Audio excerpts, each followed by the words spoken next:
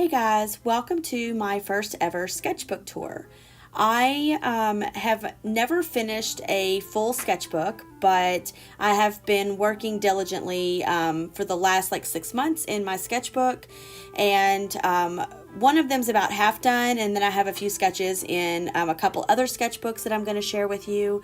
And I love watching sketchbook tours. They're so inspirational, and I just wanted to go ahead and do a sketchbook tour of my own so that I could share with you some of the things that I've been up to, and maybe they'll inspire you to get back into your sketchbook. So here I'm just showing a quick watercolor sketch that I did, and I hope you enjoy. So let's get into it.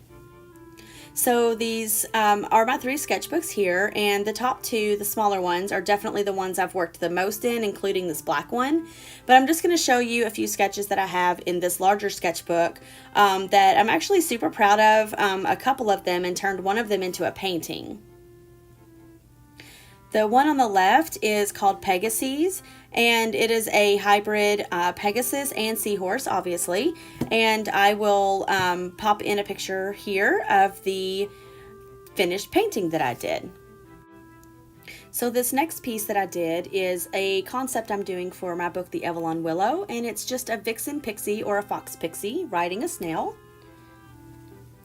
And this one is a mermaid concept I was trying to do, and I'm not very good at human anatomy, so I wasn't in love with this piece.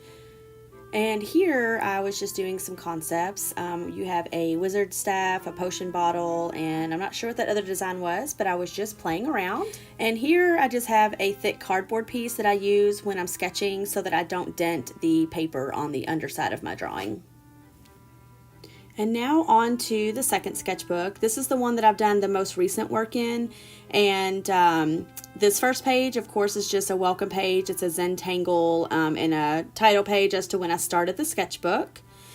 This page here was just some practice handwork and some rocks that I did when I very first started sketching again back in 2019. And here I was recreating in watercolor one of Kiri Leonard's at KiriLeonard.com, one of her Montague Mouse paintings, and then just some hair and face practice on the other side. This next page is a really horrible sketch that I did trying to draw from life, and I kept it because it's good to see your progress, and that's what prompted me to do this page. I'm practicing noses.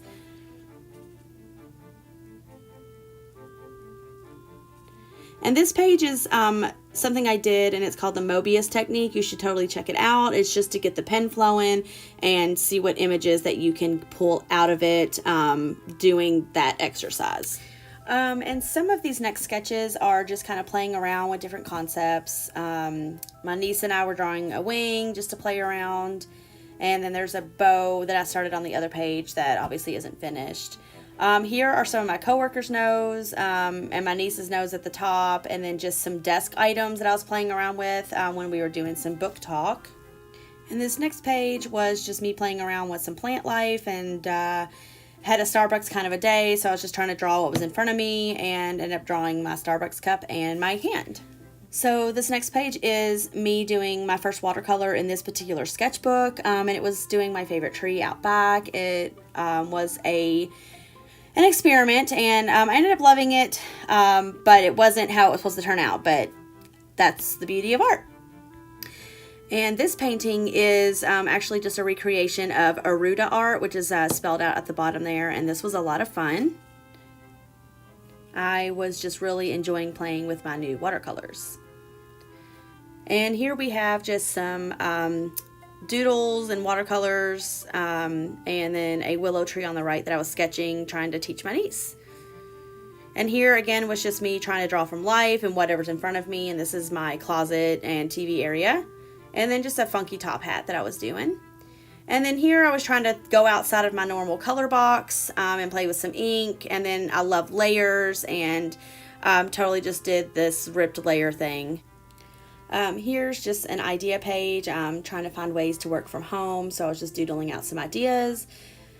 And then this next page was me playing with some colored pencils that I've had for quite some time, and I wanted to play around, see how they blended out. This next page is something that I tried out. It's kind of an art ink block type of thing where you paint on one side and you close the sketchbook and duplicate it on the other side. So that was a lot of fun. And here I was going to do some like thumbnail ideas that hadn't done yet. Painting my paintbrush holder here that's in front of my desk, and then my favorite tree out back. And here I'm using a reference photo provided by Kiri Leonard of one of her squirrels, so I decided to sketch him out. So this next image is just a funny memory that I had to capture. Feel free to pause the video and read the little story, but you should totally use your sketchbook as a way to capture memories. This next page, again, is just me loving doing layers, so I watercolored out some petals and some leaves and then cut it all out, and yeah, just wanted to do that. And then I decided that I was going to start drawing out some of the recipes that my boyfriend likes to come up with. Just thought that'd be a fun way for me to capture his creativity with my creativity. This one is something I have not completed, but it was just something along the lines of doing a 100 eye challenge, and I saw eyes and leaves. I don't know, just you have to go with the flow sometimes. And of course, every artist feels the need to do a self-portrait, so I thought it was time for me to complete mine. So my mom got me these beautiful watercolor pencils from Switzerland, and this was me playing around and trying them out.